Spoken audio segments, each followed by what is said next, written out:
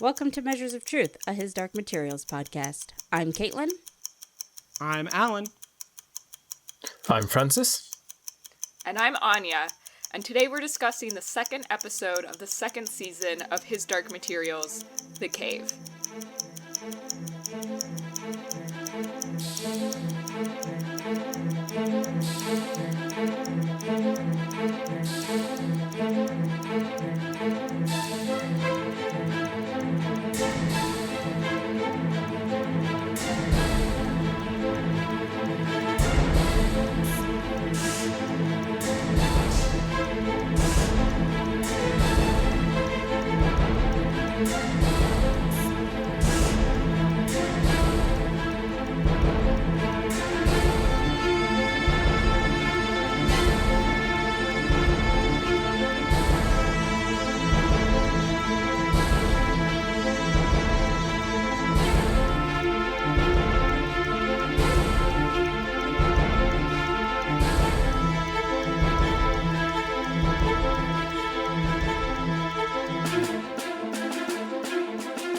This episode was written by Francesca Gardner, who has written for other book-to-TV adaptations like The Man in the High Castle and The Rook.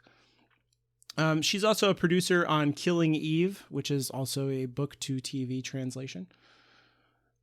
Simone Kirby joins the cast as Dr. Mary Malone this episode, and she's been a TV actress for 15 years in shows like Peaky Blinders and Resistance, which is more of a miniseries. But So this week, Will and Lyra cross from Chitagatsa into Will's... I almost said Will's Lyra, Jesus. Into Will's Oxford so that Will can check on his mom and Lyra can look for a scholar who knows about dust. I'm so proud of how short that summary was. I was channeling you, Kate. I appreciate it, Anya.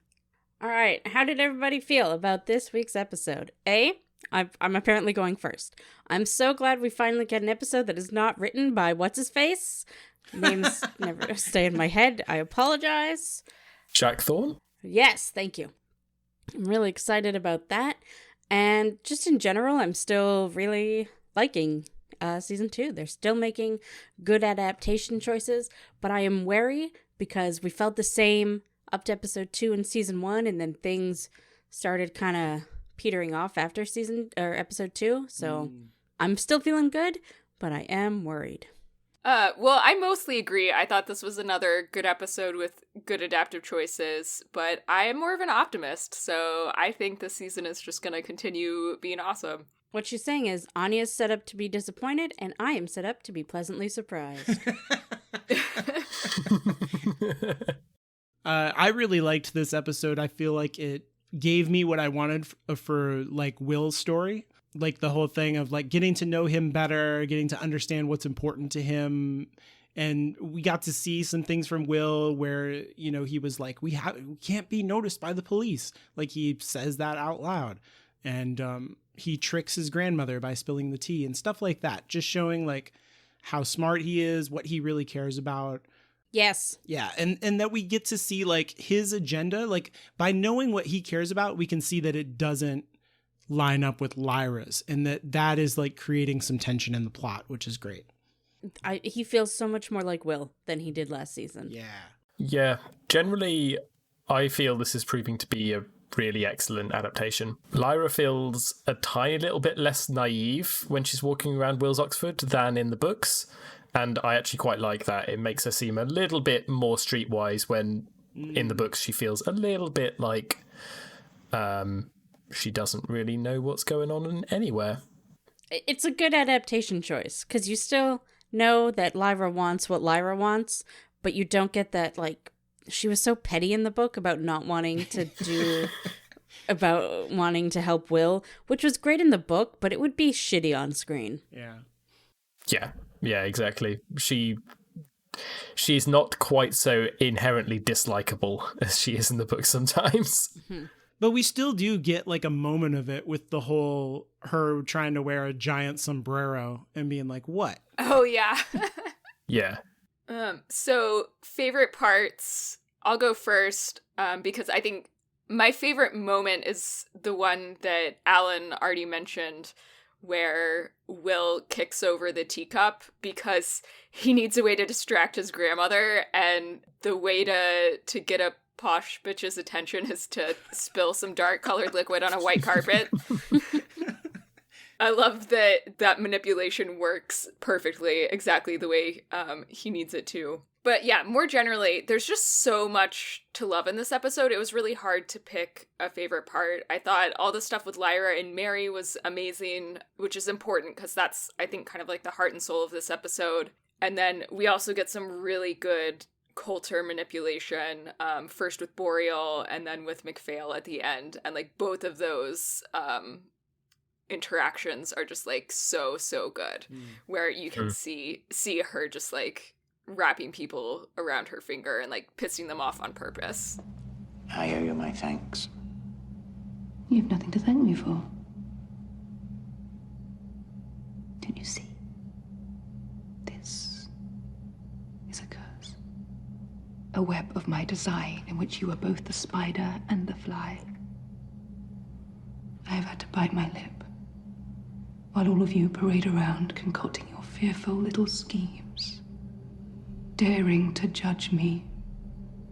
And all the while, there's a myriad of universes out there that you could only hope to fathom. Careful. You forget yourself. I forget myself. No, Cardinal.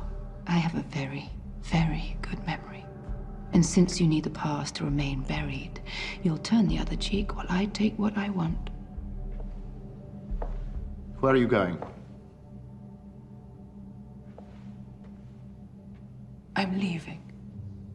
Where? Are you going to find Asriel? No. I'm in search of something infinitely more valuable. Good luck, Hugh.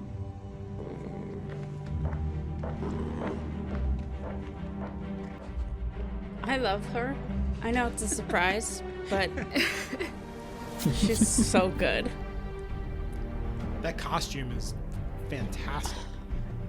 The funeral outfit? The funeral outfit was so good. Yeah.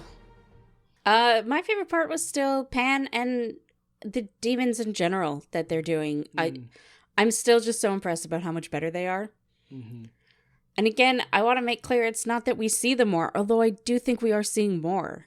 Like, almost everyone that has, like, a speaking role, you notice they're demons. But again, I think we're just seeing them in appropriate bits, if that makes sense. Like, there's a bit where Mrs. Coulter is walking down the hallway and we don't see any demons. And that's fine, because we know the golden monkey is there, and we don't care about those assholes walking away. Mm-hmm. But when, like, they're bringing Lancelius in, you see his demon, you see the demons of the two guards bringing him in, and they look threatening, and they're just using them very well. Mm. Yeah.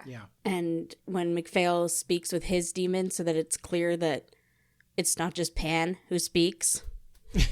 Right. Because the golden monkey doesn't speak, which is, like, it didn't in the book either, so... That's a good point. That it is establishing for people who haven't read the book that, yes, all of these demons can speak. Yeah. And, like, the only ones I remember speaking... Well, I guess there's Hester. Yeah. I was going to say Hester and Pan, but also the Knock Goose.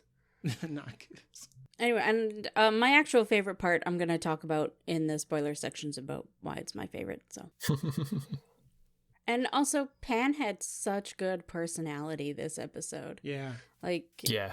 In the bag, out of the bag. Like, he was so good this episode. And I don't remember the exact bit, but there's definitely a bit where he just, like, gives Lyra this look. And I was like, that is so Pan. I love it. He's so much better characterized. Yeah. Yeah.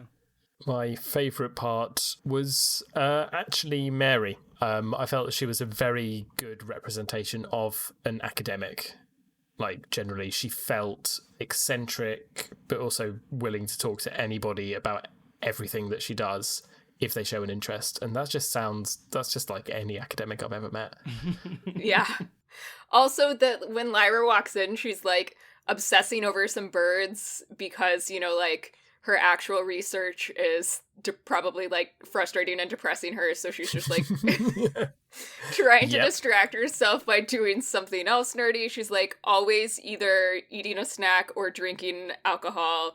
Like it just rings very true. Yeah, she didn't feel like she wasn't an academic, and in the end, considering how often academics are badly represented in media, just represented as the boffins. You know, they're socially awkward and terrible at talking to the opposite sex. And you're like, but that's nothing like the academics I actually know. They're all basically like normal people, but really kind of a bit eccentric. They're not like impossible to talk to. Some of them are, but most of them aren't. Yeah. Also, thank you, Francis, for sending me Hobnobs, because I was like, oh, I recognize that biscuit. Yes. If in doubt, hobnob. There's a really good moment with her where Lyra asks her, like, what do you know about dust? And she like cocks her head a little bit. I really love this from the actress. And she like looks off into the middle distance for just half a second. And then her eyes just look back at Lyra and she's like, Please tell me about dust. Dust? What do you mean? Well, we call it dust in my world. like, what? Like, Yeah. like she's ready to talk about anything, but she's like, it's just perfect. Okay. Yeah. My favorite thing was, well, we complained at the end of The Subtle Knife or I mainly complained that, like, what's up with Mrs. Coulter for this whole story? She just comes in at the end. We're like, I want to see that. How did that happen? And we seem to be getting that side of the story in the adaptation, which I love. Yeah, definitely. Agreed. Also, this is I'm gonna say this vaguely, so it doesn't need to be in the spoiler section. But I like that we're getting to see the journey Mrs. Coulter takes from who she was in book 1 to who she is in book 3. Because without having her in book 2, especially the beginning of book 3, was like, what the fuck? Least favorite parts. Mine is still the witches, which really sucks because I love them, but I still feel like they're trying real hard, but they're not doing anything. They're just arguing. Yes. Yeah, I agree with you. Although I did think that the witches were much better in this episode than in the previous episode. Like, I think the conflict was a bit clearer this time, and it works better as, like, a shouty match of dialogue than as, like, a speech to the group. Yeah. The head of the Magisterium, Ruta. He was a bloated monster who spread hate and fear and blindness. I had to send Dr. Lancelius as a peace envoy to clean up this mess. We can't get drawn into this cycle of futile revenge. We must focus on the girl and the prophecy. You speak as if you are above this. And you act as if you have no self-control. I protected the prophecy. Thanks to me, our enemies still don't know the child's name. We need to unite the 9 clans. We've cut the head off the Magisterium, so let's finish what they started. But in an episode that was, like, overall very, very strong, it was still the weakest part. Yeah. And I get that it's stupid of me to hate them for trying to fix what I hated most about the book, but I don't like Ruta being on the correct side. It's wrong. All she wants... You liked hating her. Yes. Do you feel like it's the correct side to be at war with the Magisterium right now? Because Seraphina's like big picture and she's like, vendetta, bitch, you know, like... Well, what it sounds like is Ruta saying we have to stop them from hurting us, while Seraphina is saying, but there's a prophecy we have to worry about, which is bullshit if somebody's hurting you and your friends right then and there. Mm-hmm. Okay, good. So that's why I think she's on the quote-unquote correct side. Okay. I like that. But the prophecy, man. But you like Seraphina would be worried about her fellow witches getting killed, you know? Like, that's some bullshit. Yeah. And also, I don't think witches would ever try to send a delegate to the Like, they don't give a shit about the Magisterium. That did ring a bit weird to me because Lancelius is a very valuable contact for them. and they do use him a lot for their dealings with the real world. And so to just send him in knowing basically he would at least be imprisoned and, quite possibly executed, it didn't feel like something that a savvy group of age-old creatures would do. I do not like that Boreal is like world hopping with no explanation of the portal now going to Sitagatse instead of between Lyra and Will's world. What is happening? How is he doing that? Magic. Great. I feel like it's a plot hole. I feel like the writers are like, yeah, he just does that, right? So it doesn't feel like a mystery. It feels like an oversight. Especially because he's like camping out at the portal. Like, why is he doing that? If he's there, that tells me that he's like been in the portal, and I want to see when he walks through the portal and then a specter is like, what up, Boreal? And it was like, whoa, like I want to see that. And it feels like, I don't know, it just feels like all of it is being ignored. I will say we don't know that he was camping out. He might have just sat down in the car. It feels suspicious, though, doesn't it? It does, yes. Least favourite part. I didn't really find much that was particularly troubling to me. The witches, but no more than usual. The only thing which slightly irked me was a continuity error where Lyra doesn't actually say, make the cave use words. And then she refers to that, her saying that later, and she does say that in the book. And you kind of go, well, but she never actually told Mary to make it use words. So it's obviously they put it in and then they cut it out and they just forgot that, in fact, they had put it in. But it just irked me a bit. But also, if that's the worst thing about the episode, then I think they've done pretty well. Any problematics? Okay, so for problematics, I just wanted to mention quickly that while we were reading the book, I talked a lot about really wanting them to cast Mary Malone as Chinese or half Chinese. I'm upset that she's not. I really do like this actress, and I like how she played her, and I love that they cast somebody who looks middle-aged, because that is very rare. But still, like, attractive and wonderful, and she's doing a really good job, and I have nothing bad to say about her, but I do hate that it's just another white lady. Yeah, I pretty much exactly on that page. Like, I thought she did an amazing job. I love the actress and the way she's playing the role, but it could have been better.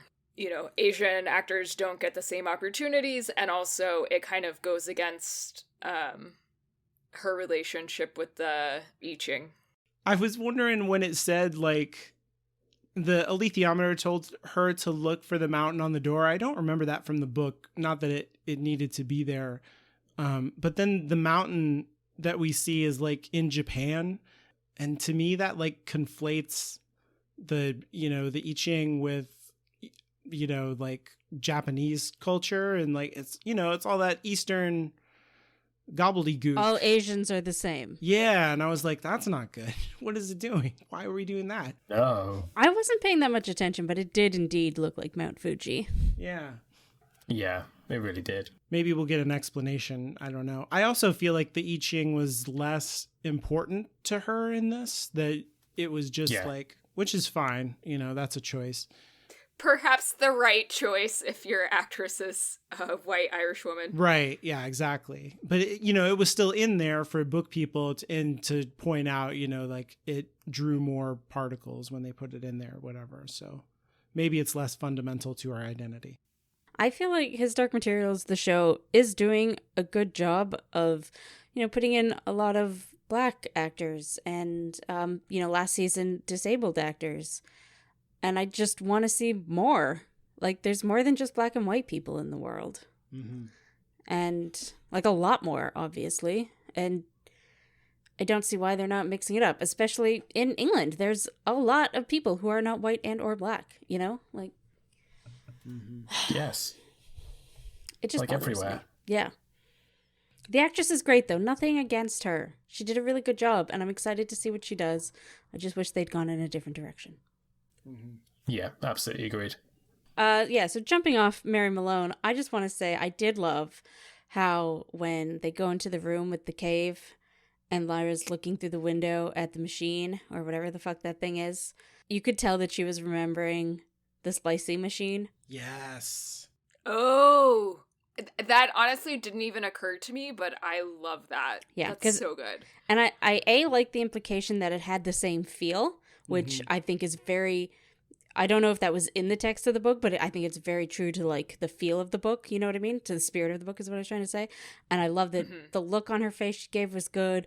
And the looking out at it through the window it's a similar set to where that was in season 1. And I thought that was really good. And also it answered my question as to what the hell that thing was in the opening credits. So that felt good. Yeah, so while we're talking about the computer or the cave thing, whatever it is, so I know we talked earlier about how Mary Malone feels like a super authentic portrayal of an academic person. If I might just nitpick a little bit here. How dare you? Get off my podcast. This isn't...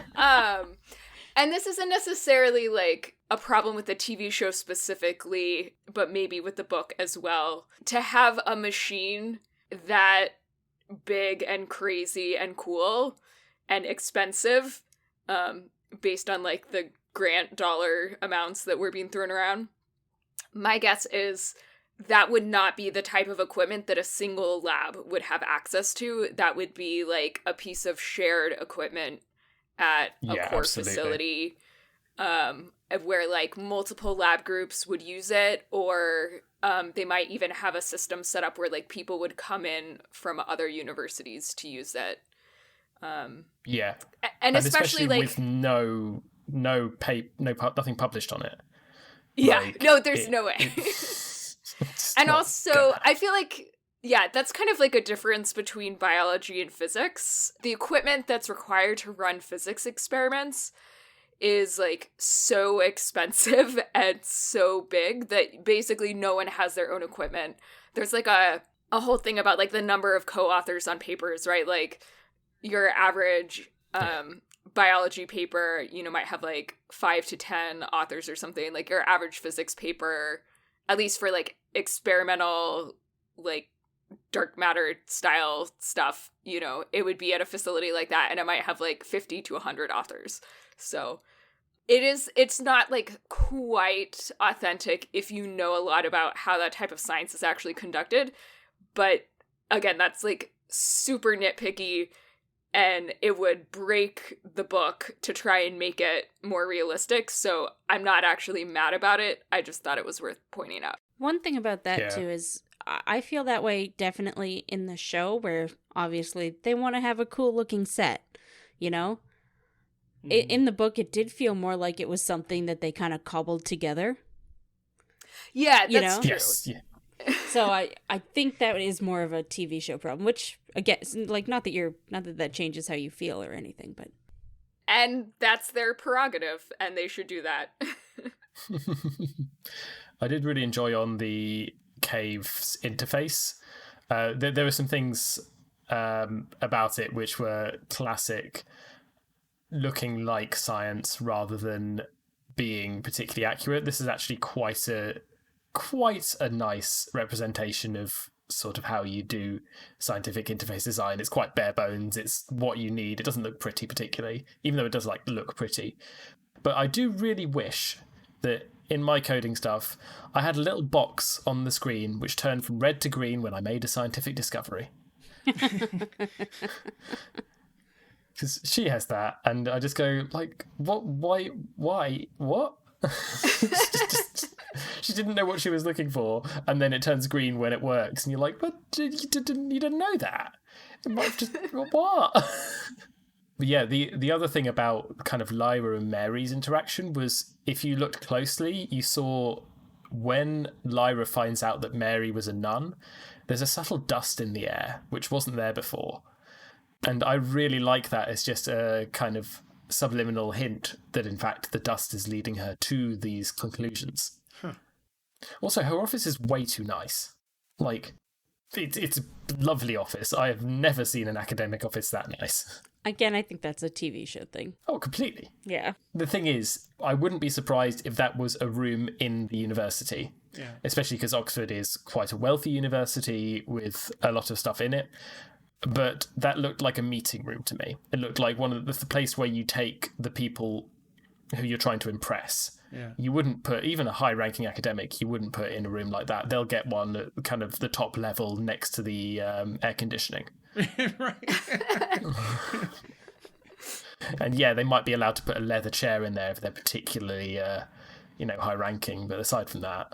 Right. So speaking of academia and also adaptive choices, I did love that they condensed that, like, a whole, 5-page conversation between Mary and Oliver about different funding options and whether he should go to Switzerland or not or whatever, into basically 2 sentences of, like, we need money. Yeah. It was like, great, we don't need to know the details. I think it was the most extraordinary discussion I've ever had. She had this quality about her. And the things she knew. Listen, Oliver, she achieved the best results we've ever had. What we need is a tangible solution to this funding situation. She hasn't got a spare million as well, has she? She's going to come back tomorrow, and then you'll see for yourself. Have a little faith. Oh, let's leave faith out of it, shall we? Just get a good night's sleep. Yeah, and just one more thing about Oliver. I thought it was amazing that he managed to come across as a complete tool in, like, such a short span of time with so little dialogue. Yep. Yes. Oh, God, yes. As soon as that scene started, maybe it's because we know him from the book, I don't know, but as soon as that scene started, I was like, ugh, Oliver. Like, Yeah, he just fuck this guy. looks like I don't know. I feel like he was channeling the source material much more than they actually wrote for him on the page. Yeah, I agree. He was great. Another thing about the cave itself, I loved the addition of just the scrawled equations on the glass, because that is something that happens. And it's when you walk into a lab or something and you see that they've gone over the whiteboards, there's like an obvious smudge where they wrote on the wall by accident and realised they can't actually rub it off. And then it's on the windows, and then someone's like wiped it out and there's a brand new packet of like glass writing stuff saying use these. Like, that happens a lot. And it's fun. I liked it because it looked cool. It's also a visual callback, kind of like Caitlin was saying, to the science cabin where Asriel has like drawn an outline of the mountain and written all kinds of equations around it about how he's going to open the portal and, you know, like the power that he's going to get from sacrificing children and stuff like that. Watching this episode made me realize something that I guess like should be obvious. But I never put together until watching the episode. I really loved the visual of her like putting different things inside the machine, and you know, like they put a rock in there and it's like, yeah, and then the chess piece and it's like, whoa. And then I was like, oh, you know, the alethiometer, obviously, right, is like a man-made object that is designed to like interact with dust the way that this cave machine is. And presumably like kind of the way that the I Ching is designed to be a divination machine. And the fact that like man-made objects attract dust more is kind of like what makes the machines work. Like as a principle of like how magic works in his Dark Materials, I never quite put together that link, you know, that because it's a man-made object, it actually makes it work better to be like a dust interpreting machine, if that makes sense. Okay, not to reference a joke that I made before we were recording, but I disagree. Oh. See, I wanted to bring this up just because I think the books are really bad about explaining what dust is, and therefore bad about what at about explaining what is making the alethiometer work and bad about explaining what is making the cave work. So I'm not saying you're wrong. I'm saying I don't think we get that from the book. Or therefore the show. All the machine is, all the cave is like an arrangement of metal and wires. There's nothing about it that should be special necessarily, you know? But the fact that a person put it together and crafted it, you know. Wouldn't it then always have the green light on or whatever? Yeah. It should. That is fair. I mean, that is like a quantum principle, right? That measuring in and of itself causes a disturbance in the measurement. Dust feedback. Yep. I did want to ask a quick question because I really liked the montage that they used here. Like, I thought it did a good job of telling the story without dialogue in a visually interesting way. And I'm trying to remember, like, has the show done montages like that for anything else? In the first episode, you get some, you know, the kids running from room to room to show you, like, life at Jordan a little bit. Maybe some of the travel with the Egyptians? Oh, yeah, maybe. Yeah, it stood out to me as, like, not the normal style of the show, and I thought it was well done. And remember, this is the first episode not written by Jack Thorne, so maybe they are doing different things. I started testing objects to see if the particles would respond differently.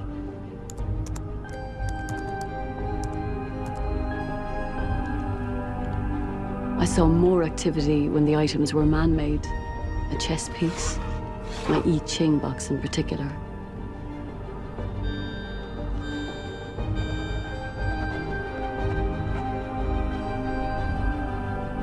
Finally, in a moment of madness, I attached myself.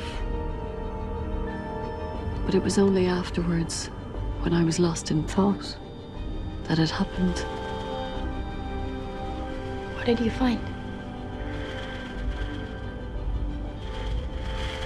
The shadow particles made contact. They seemed to be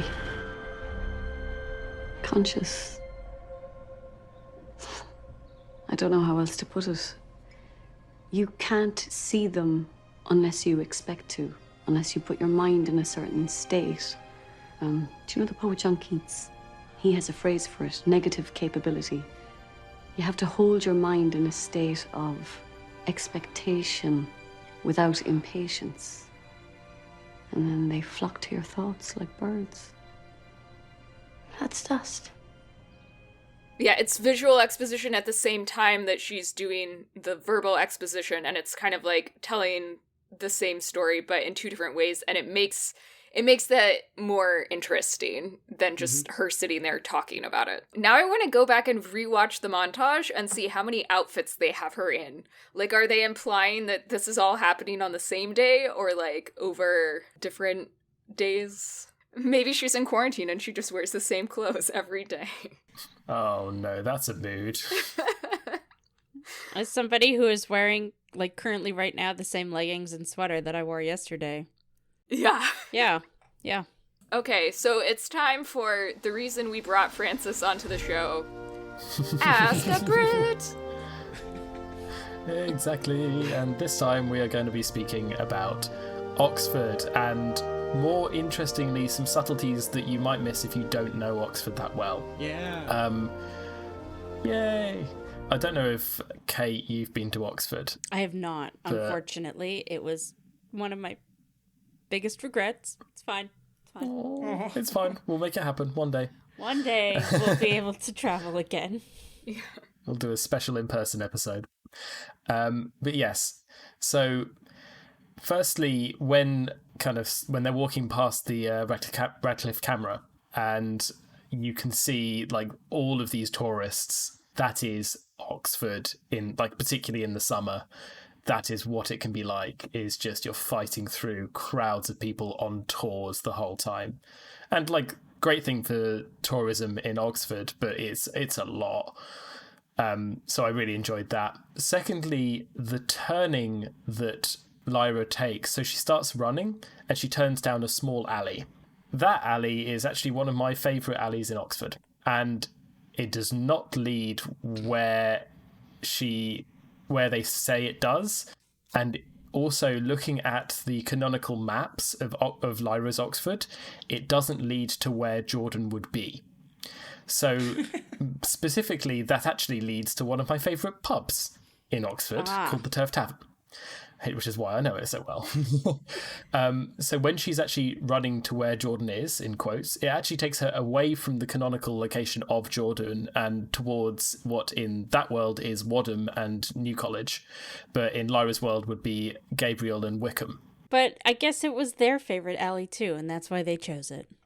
Oh, absolutely. I completely see, I love it, and it gives a really good feeling of how twisty-turny Oxford is. And they actually go to one of my other favourite alleys, which is Queen's Lane, because my sister was at Queen's College. So we went down there all the time, and it's just little things like that where you go, I know where that is. I love that Francis was watching the episode and he's like, she's about to go to the pub. And he was like, what the fuck? That's not the pub. And then she didn't. No. Yeah, See, she came out a completely different place. I am 100% on Francis's side here as somebody who lives in Vancouver where every fucking thing in the world is filmed. Yeah. I've literally seen people make a 90-degree turn on screen and then start walking, but I know that they're walking as if they had made a 180-degree turn, and I'm like, I can't watch this anymore. What the fuck are you doing? Unacceptable. Just, oh my God.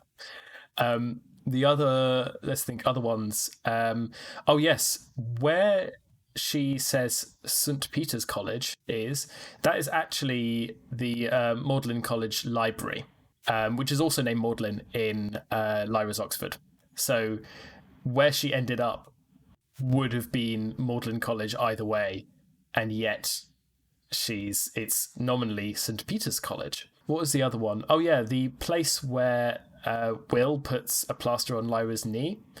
I was wondering whether that was a matte painted background, whether that was photoshopped in later. But no, it actually is a place. I looked it up on Google Maps and worked out the exact angle that they were filming from. And it's at the corner of Brasenose Lane and Radcliffe Square. So yeah, that was quite a little. Oh yeah, the other one I wanted to talk about briefly was the Pitt Rivers Museum, which firstly is one of the most photogenic places to film. It is so good. And yes, how you see the museum in the show is exactly what Pitt Rivers Museum is like, because it is Pitt Rivers Museum. There's just, they haven't dressed anything up, they haven't made it look extra cool, it just looks like that. At the end of the Pitt Rivers scene, when Lyra is kind of, I guess, hurrying back, she passes this very weird, creepy animated sculpture thing. And that is just as creepy in real life. It is motion activated, if I remember correctly. And it's just super creepy. Oh, so, wait. yeah. That's not like a street performer or something like that? Nope, that's in the museum. Oh, weird. Oh, I thought that was a street performer too. Wait, which? There was a street performer right at the beginning. Okay. Oh, okay. That surprised me though. I don't think of Oxford as being a place with street performers. So inside the museum, you're talking about. Okay. Yes. Yeah. It's in a box. If you rewatch it, they kind of all move forward and jingle. Yes. And they have their red glowing eyes. Yeah. I know what you're talking about. So okay. So that's just a thing that's there, because when that happened, I was like, is this is this the specters are bleeding through into Will's world? What is happening? And you're saying, no, that's just the museum. It's just creepy there. Yeah, that's literally just a thing in the museum, which is as creepy as it looked. It literally makes me jump every time it goes off. That's funny. So that is the end of my my notes on Oxford as far as I'm aware. Oh yes, and the part of the Botanic Gardens where they sit is lovely. If it's the one I'm thinking about, but I think it is. And it's a lovely place to sit. I liked this bit because sometimes I forget how many things around here are named after, British things, and we literally have a Pitt River. Oh, really? Yep. Oh, interesting. Oh, it's not far from New Westminster. And yeah. So how do you feel about the grandparents? Do you have posh grandparents? I've met kind of old couples who are like that. Definitely. I've also, like, my grandparents are absolutely lovely and are not like that at all.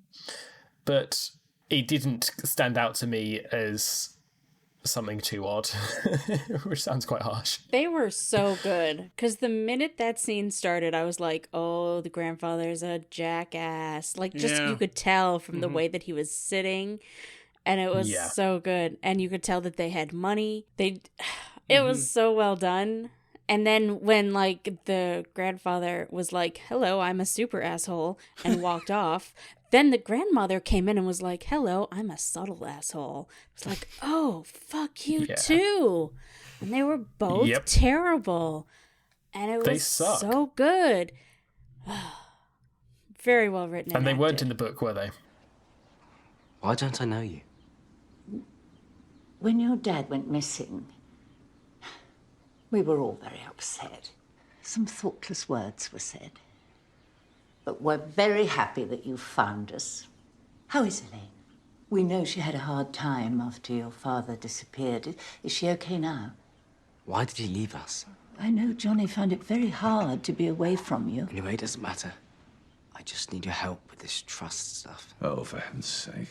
You see, what did I tell you? She sent him here for money. She didn't send me anywhere. Graham! Oh, I'm sorry. Just give him a moment.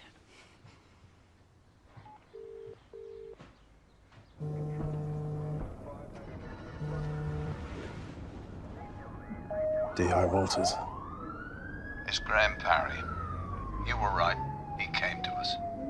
Keep him there. I'm coming now. I understand why you're angry. John's absence has been hard on all of us, but we can help you. You can even stay here if you like. Can Mum stay? It sounds like your mum needs some professional help. How do you know that? Mum's fine. Well, she's not fine, is she, Will? And neither are you. Your parents exchanged letters, and for some reason the police think that they're important. If you could just explain and help us find them, then all of this can be over. Oh. I'm sorry. Don't worry at all. They do fill in the void created by making Boreal black. Because we talked how we were worried about... Because Lord Boreal in the book is like an old, stodgy, white dude who really represents... Like the aristocracy, yeah, old the money, evilness, colonialism, like all of that. all that shit. And by making him this young, attractive black man, they make him a different character in the show. Yeah, and he can't like fill that symbolic role.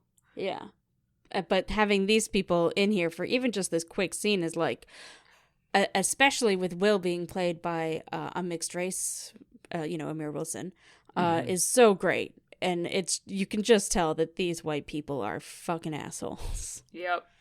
Yeah. And they are. Yeah.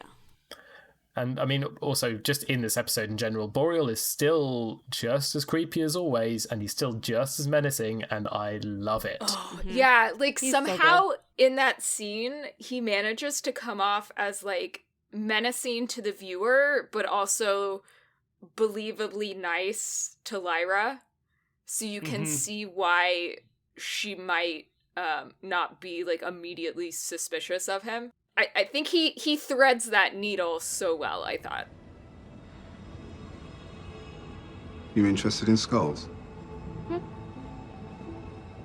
Did you know that people still do that? Drill holes in their heads.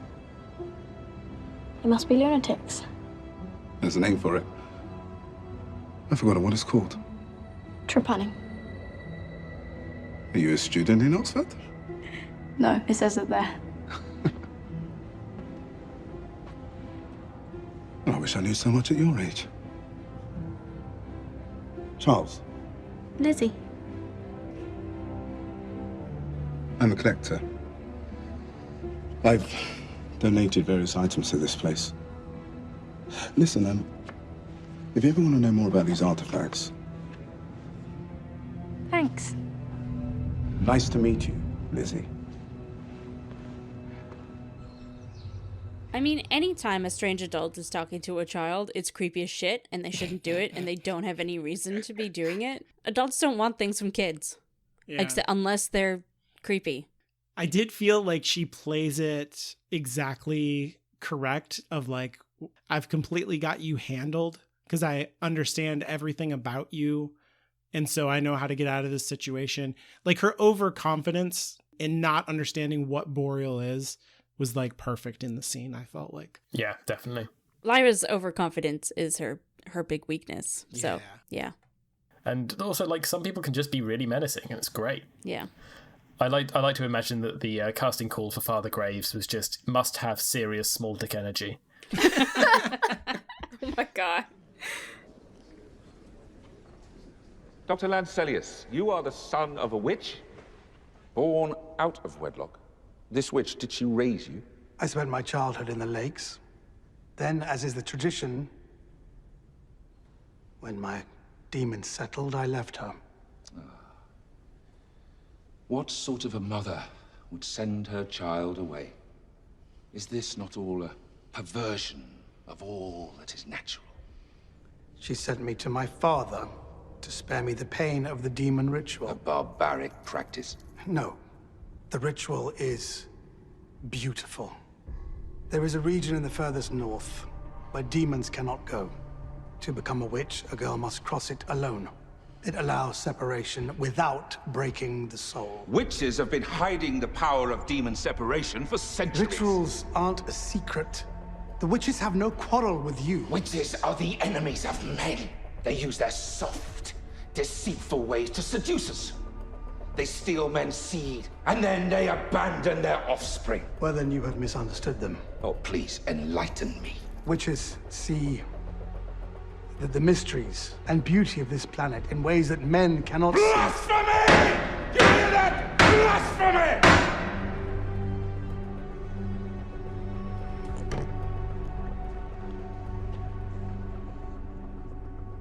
Thank you, Father Graves. And so, because we don't get any of this magisterium stuff in the book, everything with, like, Lancelius and Thorold, like, we don't get any of that in the book, right? Yeah, nothing. No, yeah. So I'm curious what they're going to do with that, right? Is it basically, are they just using this as a way to make the magisterium really menacing, kind of show generally how they operate? Or is the fact that they have Thorold and Lancelius going to come back and, like, be more plot relevant later? I don't know the answer, but that's just, like, something that I'm watching. The way that they're really, truly showing that the Ministerium is the worst is that Father MacPhail has a concrete bed. And I mean, is anyone nice going to sleep on a concrete bed? I mean, I think there is a mattress on top of the concrete, but... That's probably made of shame. Yeah. You can understand why in the first season he was like, there's some kind of encampment in the science cabin, and I don't understand. It looks like it might be made of fun, and I don't know what that is. I love his cell. I think it's fabulous. I love the design of it. I love like how the walls are striated as if they lifted these gigantic, granite bricks out of the ground and didn't do anything to them and just like dropped them into it's fabulous. It's very, very well done. Yeah. So while we're talking about the scene, I had a thought about religion this week. I was very proud of myself. I'm so sorry for you. Dangerous game. No, I just the scene where MacPhail is putting his hand in the candle after ordering the bombing of the witches. Mm-hmm.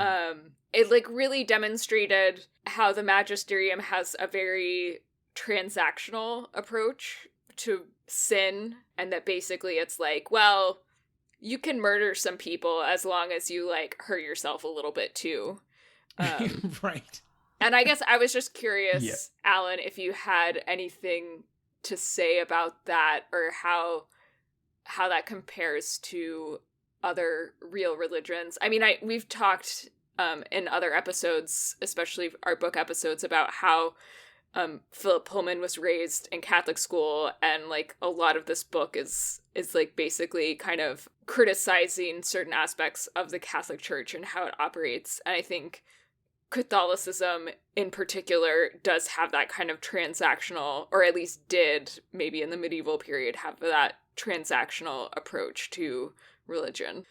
Yeah, I think especially if you're looking at like the things that Martin Luther was upset about, it's exactly this kind of stuff where you can like pre-confessionals and stuff like that, where it was like, you know, somebody goes to their bishop because they're like an important knight or something, and they're like, hey, listen, I'm going to burn down this town, you know, for profit. And I'd really like to confess my sins of murder in case I die, you know, the murder that I'm going to do in torturing all these people, so that I go to heaven if I die while I'm doing this, you know. And the priest is like, just make sure and do a really good donation on your way out the door, and we got you, buddy.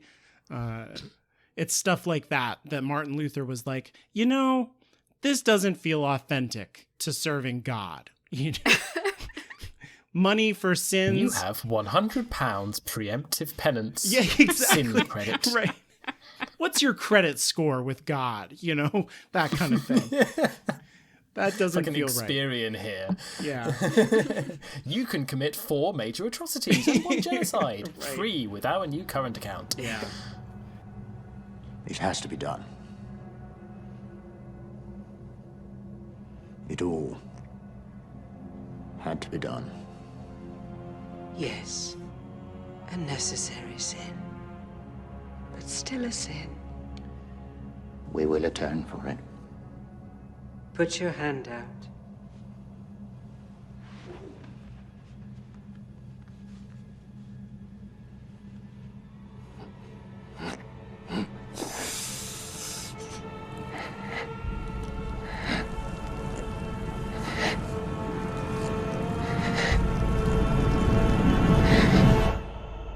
And it's exactly the same kind of thing where you had like penitent people during the plagues who were like whipping themselves to try and end the plague. That kind of feels in line with like what MacPhail is doing here of like burning himself. The Catholic Church definitely has a history with this kind of thing. I mean, even in modern times of like covering up their scandals and not, you know, being open with the public and, you know, saying like, we'll take care of it in-house. This is criminal behavior of like abusing children and things like that. He's taking care of his guilty conscience in-house, right? And keeping it secret for his own political benefit. And so I think that's directly related, not just to the medieval Catholic Church, but the modern Catholic Church. Glad to know that I wasn't full of bullshit. Yeah, and I'm looking forward to having more of these discussions about like what we think Philip Pullman's intended allegory is as like a criticism of religion, especially once we get to season 3. Oh, also meant to bring this up before, but were you looking at the photos in Will's grandparents' house? Because I'm pretty sure that Will's dad is Moriarty from Sherlock. Yeah, he 100% is. We knew this. Oh, did we? I guess I didn't know that. Okay. There'll be a crossover. We know who the actor is. We saw him in season 1. Did we? Yes. Yep. Oh, yeah. Oh, my God. He was like, he had videos and stuff on YouTube or something that Will was yeah, that's watching. right. Okay. Later, I love Watson how- will show up and it'll be like, oh God, no. he'll be like, I'm off to have an adventure with Gandalf, and we'll be like, I was just this gonna is say, I confusing. don't want Bilbo in this. What is happening? I cannot remember his real name. Andrew Scott or something. Martin Freeman. Martin Freeman is what I was going for. Thank you. Oh. Bilbo. Moriarty, I super don't remember. I probably had no idea to begin with. Andrew Scott. Great. I love the shot with the bombs and stuff as they roll, you know, those explosives down, the World War I style bomber, and just that whole, I love how there's no dialogue and they show just the emotion on the witches' faces. I think that's all really well done. I thought that was good, or that scene was good. I think the way that they talked about it with Lancelius and the introducing of that whole concept of how witches can go far from their demon, unlike regular humans or whatever, I thought that was clunky. Really? Much the same as how Pan telling Will that he can't touch him. I like it's an important point to get across, and I'm glad they worked it in, but I think they did it a little clunky. I liked it. Yeah. But we're allowed to disagree. But like everything around it, like the whole Father McPhail having competition to be the cardinal and Mrs. Coulter being like, you and I got to work together and you got to do something that's going to appease everyone and be, you know, shitty but good. Mm-hmm. And he's like, great, let's blow up somebody else's culture. And then almost immediately after that, he gets his cardinalship and Mrs. Coulter's like, great, I can blackmail you now. And so I'm going to do whatever the fuck I want. Yeah, that whole speech was so great. And there were a couple times in this episode where I feel like that was one of them. And also the scene where she's like putting together the pieces to figure out that Lyra went through the portal. Mm-hmm. Yeah. Her voice gets really like quiet and kind of quavery, but it doesn't make her seem like weak or timid at all. It's actually completely terrifying. Yeah. Yes. Seeing her shaken because she has such like a cool, calm, collected exterior most of the time, it's terrifying. Yeah. Definitely. I have a question about this because here was my feeling watching the episode, okay? We had this stuff starting with McPhail in the previous episode, and I feel like after the interview with Thorold that everything has changed for her. Now that she knows where Lyra is, she's like, I'm out. I don't care about the Magisterium, and this is my ticket out. That's what I feel like something changed in her plans, but I don't know if I'm misreading it. I agree and disagree. Okay, perfect. Because I don't think her ultimate plan changed. Her plan was always to get Lyra. Yes. She just realized what that entails. Mm-hmm, mm-hmm. Like, so her plan was always put McPhail in power so that I can manipulate him.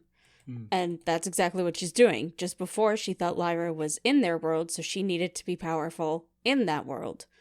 But now that she realizes Lyra's left, she's like, okay, well, now I'm going to have to manipulate him this way. So, like, it's the same plan, just different actions.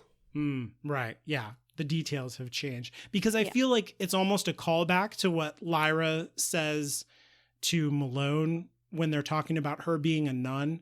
And she's like, well, in my world, a woman could never leave. And it was like, that's what Mrs. Coulter does in this episode. Like she does the impossible. I don't get that. Mrs. Coulter isn't a nun. She's not like in the system. She was never in the system. She was using the system. So I don't think she's left the system. She was never in it.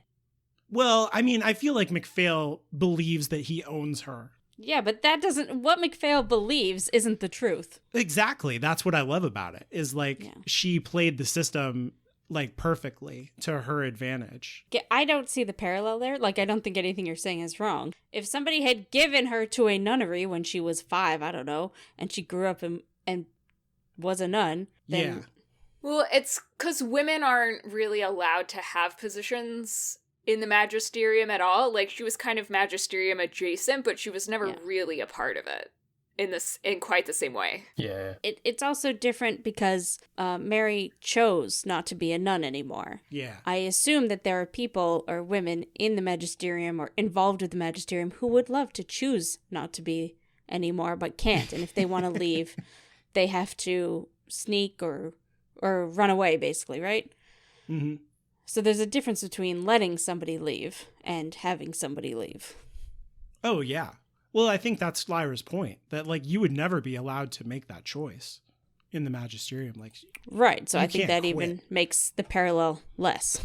And I guess the difference is that I'm thinking more is that Mary was a believer. Yeah, Mrs. Coulter has never been a believer. Ever. Yeah, I agree. Yeah. Well, I think Mrs. Coulter believes in her own power, and that's about it. Yeah, so I should say Mary Malone had faith. Yeah. You know, like religious faith. Mrs. Coulter never had that, I don't believe. Mm-hmm. Okay, well, that's it for now. Join us next time for episode 3, Theft. If you want to avoid spoilers, it's time to say goodbye. If you like our show, take some time to leave us a rating or review on Apple Podcasts. I'm Anya, and you can follow me on Twitter at StrangelyLiteral. That's strangely, then Literl. I'm Caitlin, and you can follow me on Twitter at Inferior Caitlin. And thinking back to what I said last week, I think I came across as a bit of an asshole. So I'm just going to say Caitlin is Caitlin. I'm Francis, and you can follow me on Twitter at Francis Windrum. You can follow the show on Twitter at MOTPod. If you need more than 280 characters to speak your mind, send your emails to contact@hollowgroundmedia.com.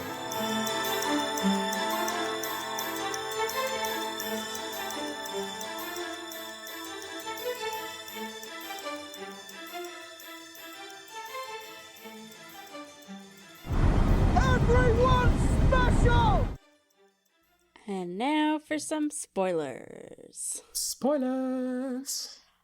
Okay, so before my actual favorite part, we finally get to me. No, sorry, what were you going to say? I was just going to say, because we already talked about this in the main body of the podcast, I did like the foreshadowing for how to separate a demon from a person. Yeah. Yeah. It makes the story feel more coherent, and I don't think it gives too much away, but I think that when it finally happens in series 3 or whatever, it will feel just like it makes sense and like a full complete story. So that's why I liked it. Oh, I agree 100%. I just think the dialogue and the fact that Lanselius was there at all was clunky. Like, I love that it was there. I think they could have done a slightly better job with it, though. Okay. But agreed. the books do suffer from a complete and utter lack of foreshadowing. So I'm 100% about bringing shit in and introducing it into the world before it's like a huge big thing. Because it like feels way more organic when they're talking about like they take the seeds of men and make babies and don't raise them the way that women should. I'm like, yeah, you guys would say that. And then they're like, what about this ritual that we know nothing about, and here are all the specifics of it? And I was like, well, hang on. Okay. Wait a minute. You're a witch. I did like the way that whole line of questioning pissed Mrs. Coulter off, though.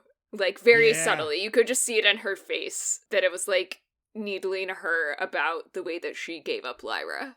Well, there's also like a hint from the first season that her demon can go further from her than a normal person's can. Oh, and yeah. I felt like that was also like they're talking about this whole thing and she's like, I don't like that you guys are asking this. I'd forgotten about that because that's not in the book, so that's interesting. Mm-hmm. So yeah, my actual favorite part of the episode was that they foreshadowed the botanical gardens. I think it was really I think that was one of the things like the foreshadowing put in that was not clunky at all. It was done really well, and they had this great shot from behind the bench with Will and Lyra on either side and Pan in it.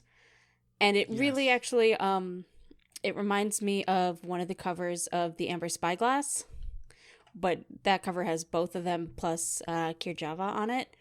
And I just suspect that they are going to emulate that scene in season 3. I liked it a lot. And it really reminded me of how in season 1, I think around episode 2 was when they brought in Mrs. Coulter talking about how she has a weird thing about heights. And that great foreshadowing and how she always feels like she's going to fall or jump. Wait, which was okay. some of the best foreshadowing ever. And wait, so what is... Sorry, I'm an idiot / forget things. What is that foreshadowing? Mrs. Coulter's ultimate doom. She spends eternity falling. Oh, yeah. Okay. She and Azrael and the big bed. Fire. Ring of fire. When they showed the kids sitting on the bench, like my heart hurt. Like they're across. I was like, oh my God. Yes. That was so good. Yeah. I love that they did that. Okay, so I had one other kind of like spoilery question. Do you guys noticed when Mary Malone was holding the piece of amber? I completely missed it. 100%. Oh, really? Yep. I read your note and I was like, oh, that went whoosh over my head. Yeah, so okay. I'm only now getting this. Like, okay. Yeah, so during the montage where she, like, puts it on the rock and then puts it on the chess piece, at some point she's, like, holding what is essentially an amber spyglass, just like a slice of amber, you know, about maybe 4 inches across or something. What is that, 10 centimeters? 12 centimeters? Great.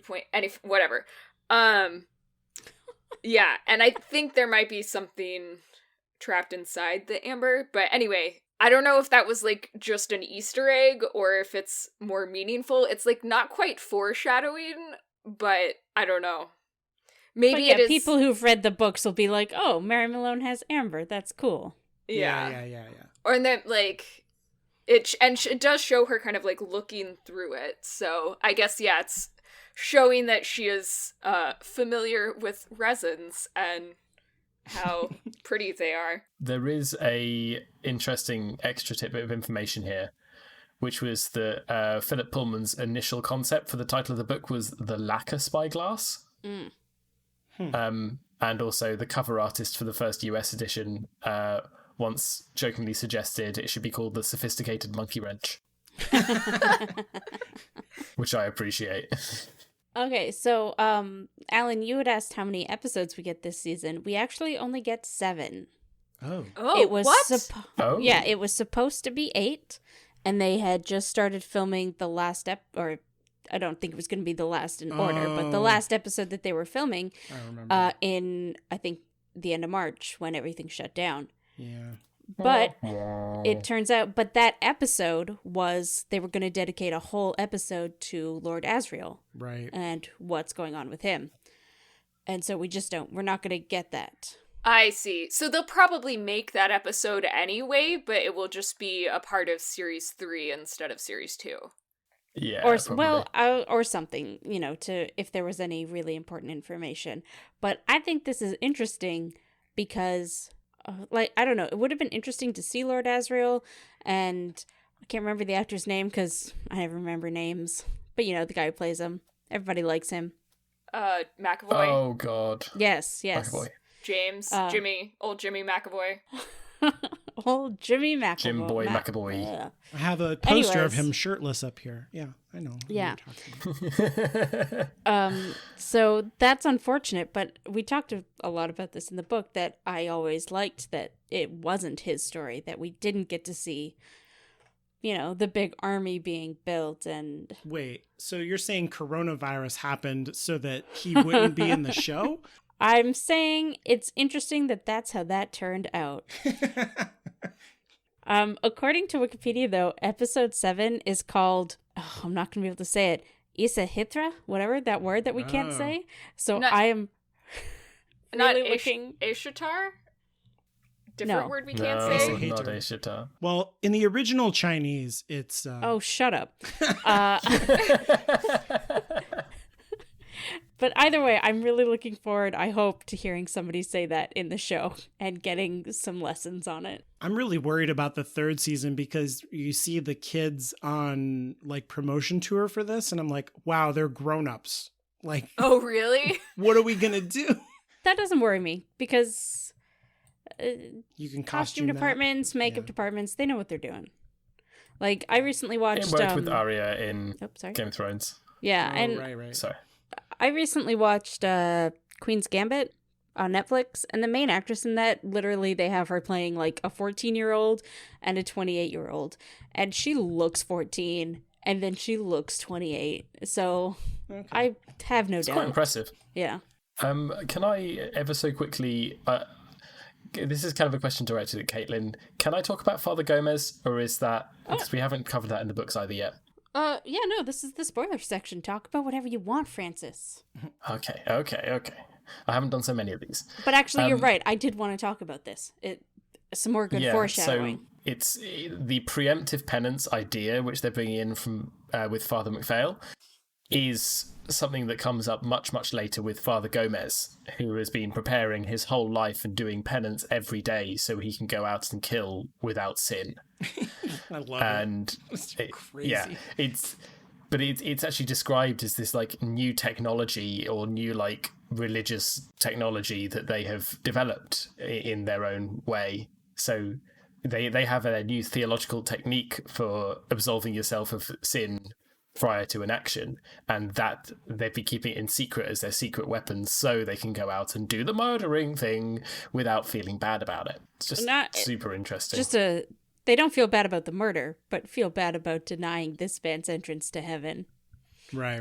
Yeah. That's what they would feel bad about. Right. So do you feel like, in saying that, do you feel like this is the beginning of that technology in terms of like he's burning himself and this will give him the idea to like, we need to set up a program where we do this? No, because Father Gomez is introduced quite soon in the story and he's been doing it his entire life. Okay. So it's just... so they mentioned that, but he's also very young. It's he's introducing like the concept to us as the audience then. Yes, And a little bit earlier than they do usually. It might be different in the show because I think we've already met Father Gomez, haven't we? Have we? Didn't we in We may season have. 1? Wasn't he one of the dudes who was at one point in Mrs. Coulter's house? Oh. Like there with was the dung beetle guy. Yeah, I thought he was dung beetle guy. I don't remember. Something we can look up for next time, I suppose.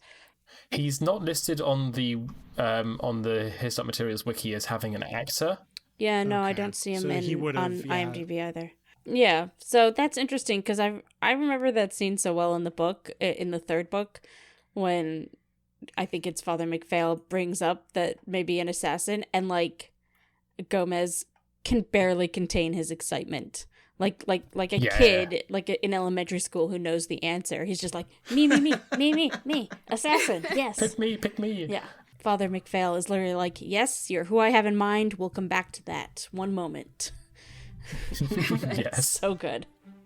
We're done. Well, we have to say our sign-off line. We have to say... Oh...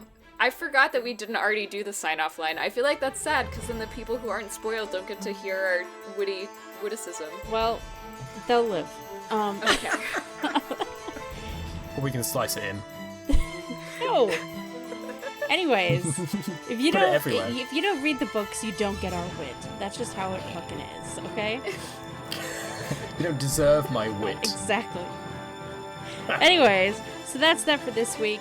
See you all next time. And remember to look both ways after crossing through an interdimensional portal.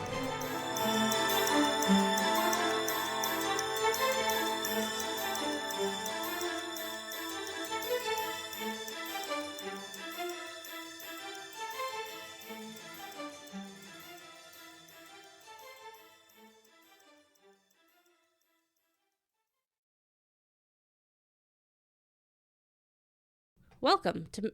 I was doing my So You Want to Read Tolkien voice. Sorry. Let me start again. Wait, you have multiple podcast voices? Can we hear the difference? Well, So You Want to Read Tolkien, I start up high and kind of come down. Measures of Truth, I kind of do it even.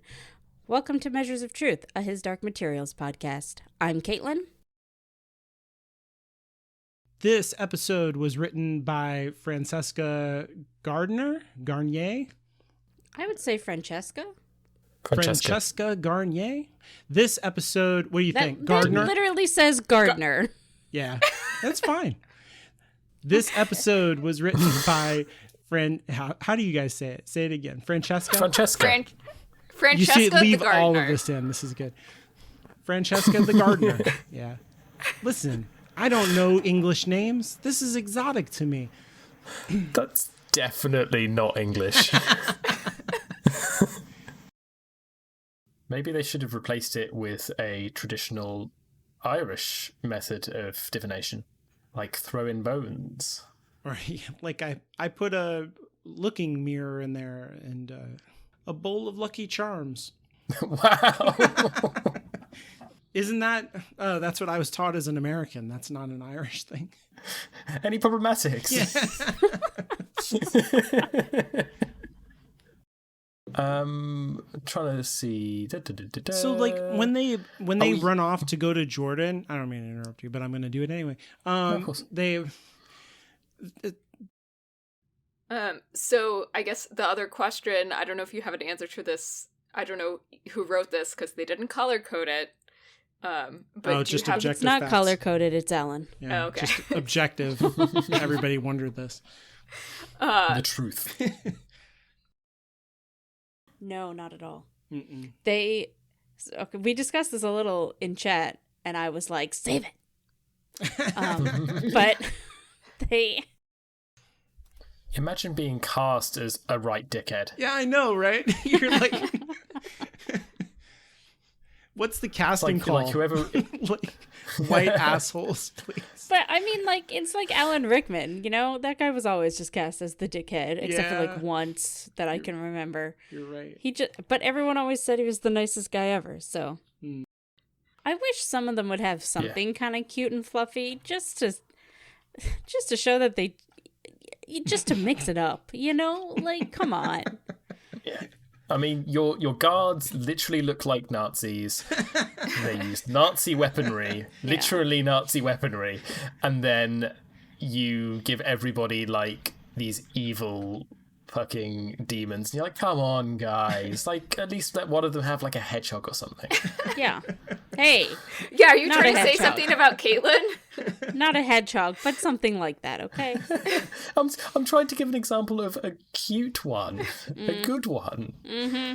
I'm watching you. Oh man, but you saw that the alignment chart of Eucharist that I sent you, right? Where it's like what are you talking about?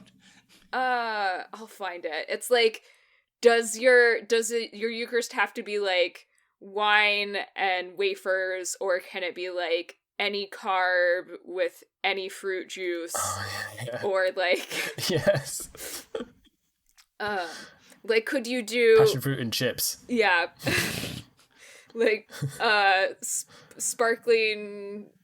Yeah. Oh my god. Sparkling. That seems wrong. That's too far. Prosecco. You're Prosecco. God's blood is not carbonated. Yeah, exactly.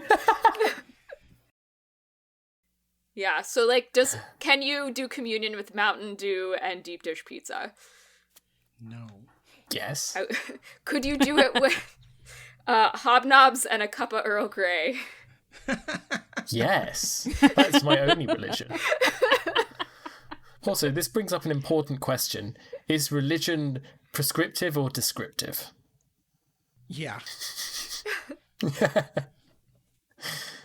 Yes is the only answer. Stop eating ice cream.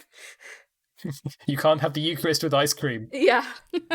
Well, because is it the blood or is it the body? You can't tell. It's all mixed up. Okay. Can you have a Eucharist float? The answer is no. The answer should be no, that's for sure.